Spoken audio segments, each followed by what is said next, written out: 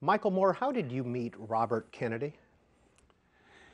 I was just a couple blocks from here at the nation's capital, in the Capitol building.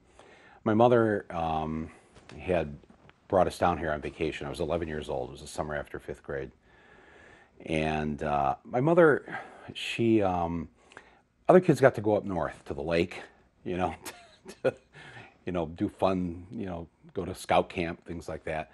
Our mom wanted to take us down to Washington D.C. every other summer because she so believed in this country and just everything about it, and she loved history. So we spent our summers going to the National Archives, reading the documents of the founding fathers, and traveling through the Smithsonian Institute and going to all the different museums here. And every time we came here, we had to go and meet our senator from Michigan, or two senators, and our congressman. And on this particular day, we're in the Capitol building, and I don't know, I started looking at all these statues in the statuary hall there, and in the rotunda, and reading all the inscriptions, and I got separated from my mom and my sisters and my cousin Pat, and what felt like hours, it was probably just 20 minutes. I'm like wandering all over the Capitol building, looking for my family, can't find them. I start to cry. These elevator doors open. I walk into the elevator. I don't see the sign on the elevator. I walk in. They close. There's one man in the back of the elevator. He's reading the newspaper in front of his face. He hears this little boy sniffling and crying. He puts the paper down, and it's Bobby Kennedy. And of course, and even at 11 years old, I know it's Bobby Kennedy because being raised in an Irish Catholic household, you're schooled in everything that's Irish and Catholic and Kennedy, and he says, "Well, what's wrong, little man, or young man?" He says, and I said, "I lost my mommy." He says, "Well, I'll help you find her," and he does. He takes me by the hand. The doors open on the next floor, and we find a Capitol Police officer, and the officer says, "Okay, Senator, we'll take care of it from here. You have important business to do." And he says, "No, I think I'll stay with him here for a little bit until he finds his mom." And so he stayed there and he talked to me and had this great conversation, which I recount in the book. And then it came across the police radio that they'd found my mother, and he said, "No, I think it's time for me to go." And so, and his final words to me were, to something to the effect of "Never lose sight of your mom." And it was at 11 years old. It was something that really stayed with me for some time. Did your Irish Catholic mother vote for JFK in 1960? She did not. This was just almost blasphemous to my father, who was a FDR Democrat and Irish Catholic also. And of course, you have to remember at that time we'd never had a Catholic president. I mean, we'd been a country for almost 200 years, and yet even though there were, probably Catholics. If you divide up all the Protestant faiths, the Catholics have the largest percentage of the population in this country, and yet never a Catholic president. And so that was a really big deal to vote for Kennedy.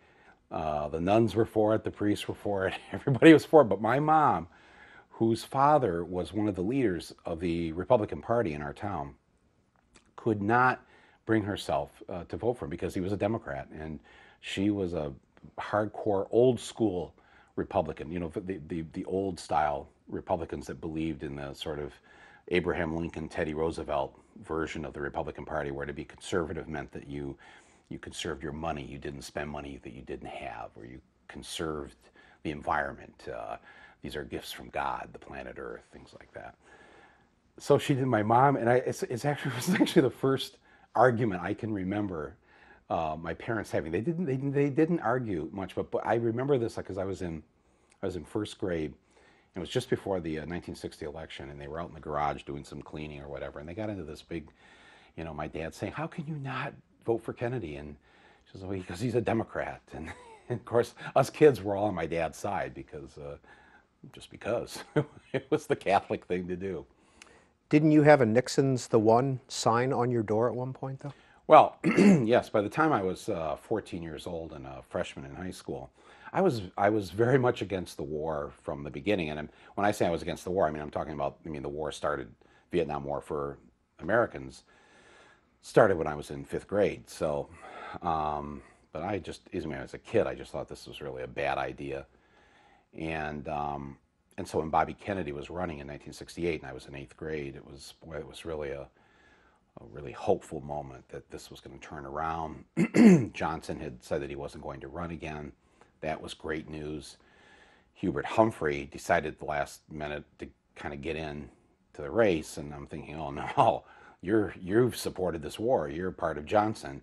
I mean, this is a 14-year-old, that's thinking, and Nixon said that he had a secret plan to end the war, and he was going to end it in 6 months or whatever. And that sounded good to me.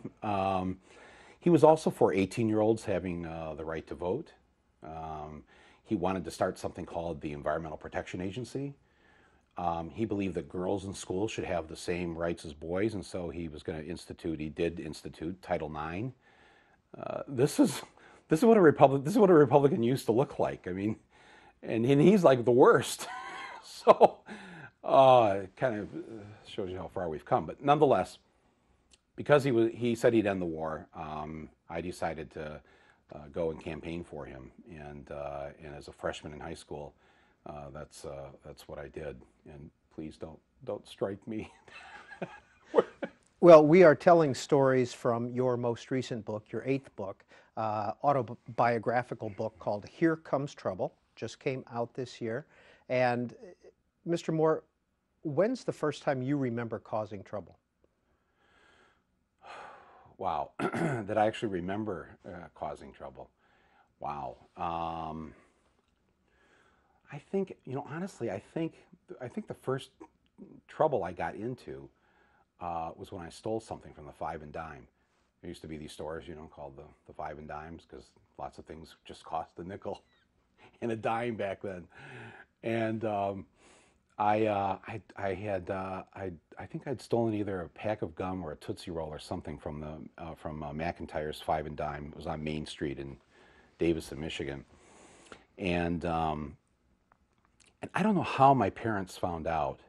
I might have even told them. I might have even said, "Hey, look what I got," because I'm like 4 years old. I'm just not in kindergarten yet. Oh my God! I mean, it hit the fan. They were very upset. I had to take the gum back to the Five and Dime. I had to apologize. I had to do extra chores. I had to say a rosary or two. It was pretty bad. But that's actually the first thing I remember happening. Where and the last is thing I stole. where is Davidson, Michigan, and what was your childhood like? Davidson, Michigan is about 5 or 6 miles east of Flint, which is about 60 miles north of Detroit.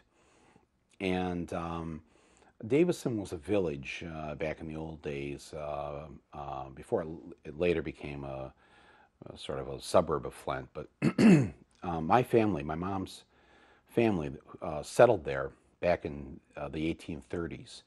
So my family was one of the first, I guess you could say, founding families of the area of the Davidson. And there's a little village near Davidson called Elba, and that's where they first settled. And they and about maybe 6 other Catholic families helped to get the first Catholic thing going there. And in the Elba, it was what was called Lapeer County. It was right on the border of Lapeer and Genesee County. But now my family has has been there. It'd be 175 years this year. Before, I think it was maybe the year before Michigan was a state.